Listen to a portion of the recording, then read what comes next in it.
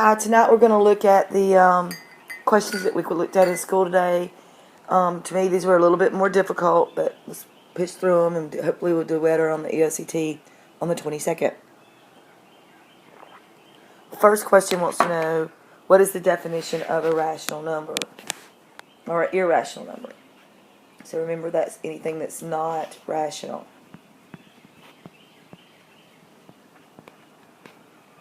Now remember, a rational number is a fraction or a decimal that stops or repeats. So, knowing that, a number that has more than 10 digits, if it repeats, it can have more than 10 digits, so it wouldn't be that. A negative number, it could be, a rational number can be negative. A number that can be written as a fraction but not as a decimal, no. So a number that cannot be expressed as a fraction. Any decimal that goes on and on and on forever cannot be written as a fraction. Solve the quadratic equation below. So you want to use mode 5-3 anytime it says solve the quadratic equation. So you'd put in a equals 1, b equals -4, and c equals 29. When you do that, it tells you x1 equals 2 plus 5i, and x2 equals 2 minus 5i. Remember, all quadratic solutions will have at least 2 solutions, so the answer is A. Number 3, the length of a rectangular room is 14 feet more than 2 times the width. So I drew a rectangle, and I put 14 plus, that means 14 more, 2 times the width. The floor of the room has an area that's represented by the function below, where h is the height of the room. So remember that to find the area of a rectangle, use the formula sheet here, that would be base times height. So if I know that the length of the room is 2h plus 14, and the area is 4h squared plus 84, I put that in my area model. I want to find out what multiplies to give me 4h squared. That would give me 2h times 2h is 4h squared. And what multiplies to give me 84, 14 times 6. So that would make my width 2h plus 6. So if I compare my length and my width, I see they both have a 2h. And the width has, or the length has 14 and the width has 6. So if I find the difference there, that's going to be 8 more units. It's going to be 8 units difference.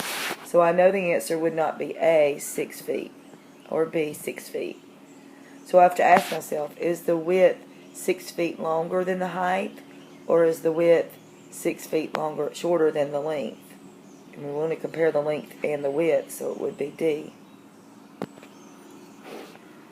Number 4, which of the following graph corresponds to the function below? When I look at this function looks like this, and that's a quadratic function because it has x squared. So I go to my formula sheet, and I see it's not in standard form because it has a set of parentheses. So it's in vertex form. So remember, you have to change the sign of any number inside the parentheses, so that would be -1.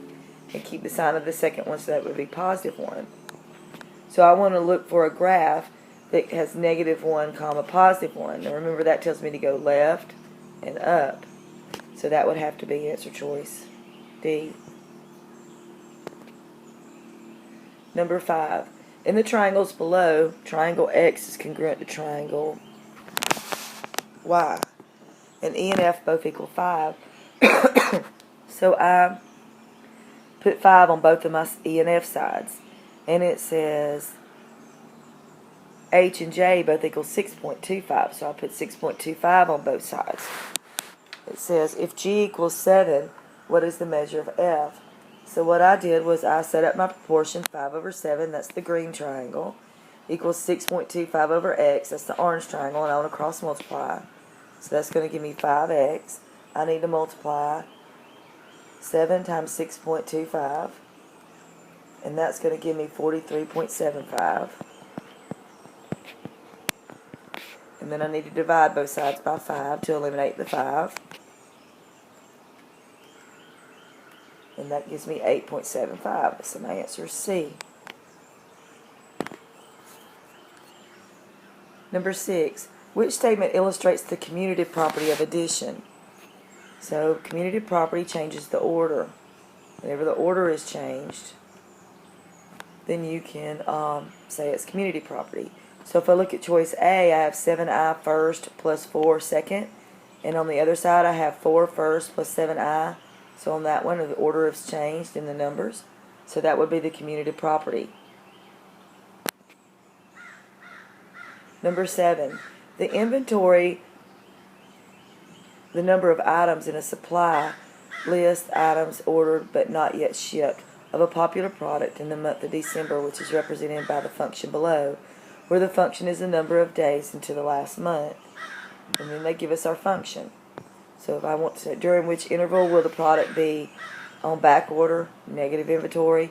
So what I did was I solved it, and I found that my solutions were at x1 was -5 and x2 was 16.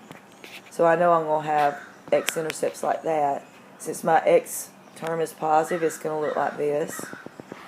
So right here is my negative inventory because it's below the x-axis. Now since x is the number of days, I don't worry about the negative days because I can't have negative days. So it would have to be between 0 and 16 because that's my positive. So that would be C. On number 8, Cleaning Supplies Inc. is a company that sells cleaning supplies to professional cleaning companies. The scatter plot below shows the profit of Cleaning Supply Inc. each year over a 9-year period beginning in 2001. So the first thing I did is this looks like a quadratic, so I wanted to go ahead and put me a quadratic in here. And you want to make it look really like a quadratic, so you try to draw a quadratic even though the dots don't exactly meet. And so then I saw that it was a reflective parabola, so that would make my answer choice not be B or C or D. And I went to my calculator to mode 7 and I made a table. The table for A was here and the table for C is here. If I look at my table and I showed the parts that show the vertex for A was a lot smaller, or a little bit smaller, than the vertex for C. And when I take it, my vertex is here. So it's going to be, I need the larger value since this was 260 something and this is 270 something. So I chose answer choice C. Number 9. Jack and his 3 siblings made a spinner to decide who has to do each chore. If there are 2 chores to do, what is the probability that Jack will have to do at least one of the chores? So if he has to do 1 chore, he's got the probability of 1/4. But if he doesn't have to do the second chore, there's 3 out of 4 people that don't have to do the second chore. So that's 1 chore. He may have to do 2 chores. So the first chore he would have 1/4 chance to do, and the second chore he would have 1/4 to do. Now remember when we say and, the first chore and the second chore, we have to multiply. So let's multiply these.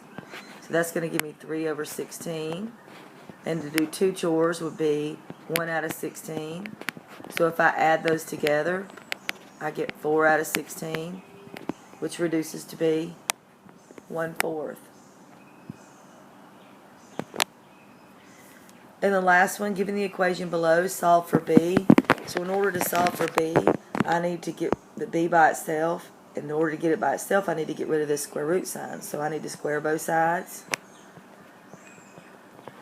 So the square eliminates the radical. So that's C squared plus 40B equals. In order to do B plus 10 squared, I need to use the area model. So I'm going to make me an area model box. And I'm going to put B and 10 and B and 10. So to work that out, I need to multiply to fill my area box. So B times B is B squared. 10 times B is 10B. B times 10 is 10B. And 10 times 10 is 100. So that's going to give me B squared plus 20B when I combine my like terms plus 100.